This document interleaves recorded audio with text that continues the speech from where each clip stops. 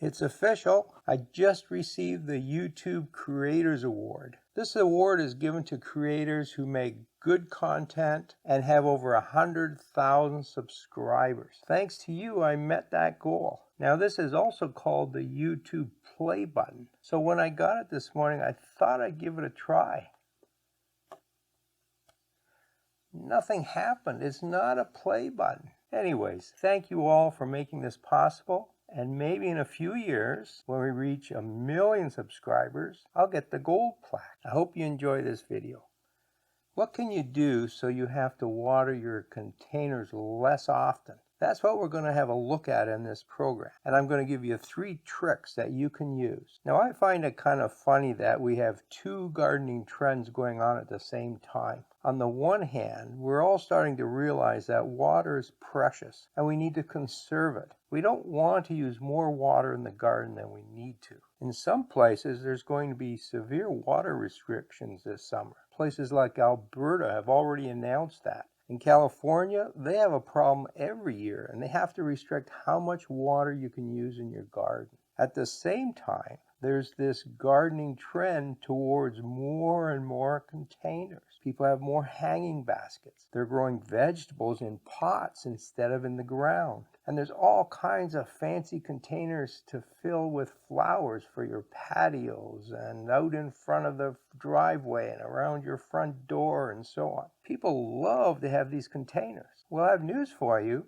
Containers need a lot of water. It's the exact opposite of saving water. But you want the best of both worlds, don't you? You want your fancy containers and you want to water less. And I'm going to help you with that in this show. I'm going to give you 3 suggestions that work with containers and potted plants that will allow you to water less. At the end of this program, I'm going to show you 150 great ideas for creating better containers. So stick around to the end. So how do you water less? Well, there are 2 parts to this. One is that you want to use less water, and the other one is that you want to actually go out to your containers less often. You want less work. So the first idea I have for you is to use wick watering. What you do is you take your standard pot and you put it inside a larger container, and that larger container has a water reservoir at the bottom. Then you take some string or some cotton material and you put it inside where the roots are, and you let the ends dangle down into the water reservoir. This is called wick watering. The water wicks up the cotton into the root ball and keeps it moist. Now, these work really well, and it means that you only have to fill these up whenever the reservoir is empty, so it's less work for you. But it really doesn't reduce the overall water that you're using. The evaporation that takes place at the top of the pot is the same as it was before, so it only solves half the problem. The second suggestion I have is to use bigger containers. When you go and buy these hanging baskets or these pre-made containers, they're tiny, tiny little containers that are just chock full of plants. There's too many plants in that container, and that's in spring when you buy them. Imagine what that root system looks like later in summer. It's just full of roots and it's sucking water up really fast. Now, the reason they're planted this way is that it makes sense for the nursery. They're smaller, so they're easier to transport. There's less soil in them. They're lighter, easier to carry for the nursery staff. When you bring them home, though, it doesn't make sense for you to grow into those containers. You want to move them into larger containers. Now, these containers could be wider, or they can be deeper, or they can be both. Doesn't really matter what shape of container you use, but the end goal is to have 3 or 4 times as much soil in that container as when you bought it. So how does that help us? Well,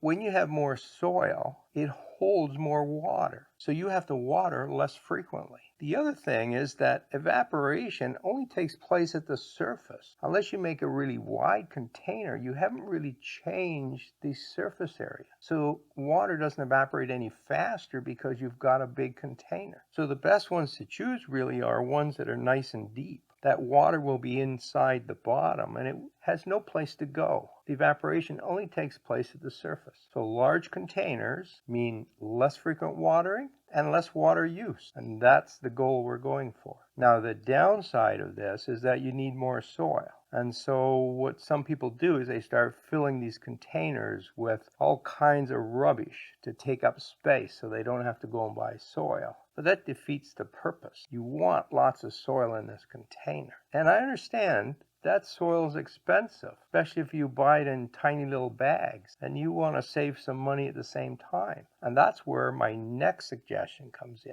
It's really the best option. Suggestion number 3, and it solves 3 problems: the cost of soil, retaining more water so we use less, and so you have to water less often. The solution is to change the soil you use. Now, most of these containers around here come with peat moss in them. In some areas, you might have coir, coconut husk. And if you're from the UK, you may be getting a lot of wood products there because you've banned the peat moss. All of these materials grow great plants, but they have one downside. They're very porous. And what that means is you get a lot of evaporation. The holes between the particles are too big, and that leads to a lot of water loss. That's one of the reasons you're watering so often. The other one, of course, is that there isn't enough soil there. So how do we prevent that from happening? We change the soil. We create a new mixture, something that holds water better. And one of the best things you can use is clay soil. So what I do is I take my clay soil from the garden, so it's free, and I add some peat moss to it, or some compost, or some coir, or some composted wood products, whatever you happen to have. Because that clay soil is a little too heavy to grow good plants in. So we want to lighten it a little bit by adding these organic materials. Now, how much do you add? Well, it kind of depends on your soil. If you have really heavy clay, you might go 50-50. In my case, my garden soil has been worked on for 20 years and it's getting pretty good. So I use about 70% of it and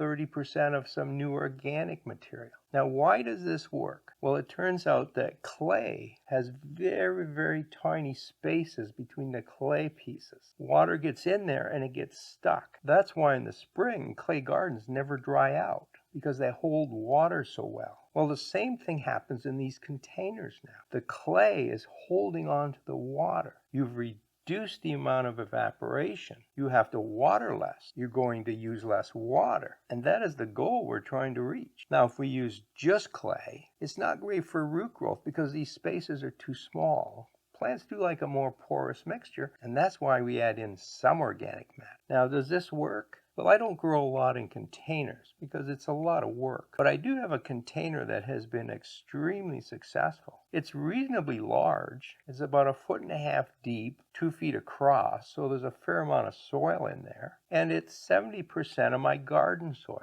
So lots of clay. In the middle of summer, July and August, when it's really hot, I water about once a week, and that's all it needs. Now, I grow a clematis in mine, and in the front of the clematis, I grow annual. They grow just great, even though most of the soil was free and from my garden. So that's the secret to watering less. Now, I've got 2 more videos for you to watch. One over here is about my clematis that's growing in a container. It's a fantastic clematis that blooms early in the year. And over here is a video that'll give you 150 different container ideas. Happy gardening.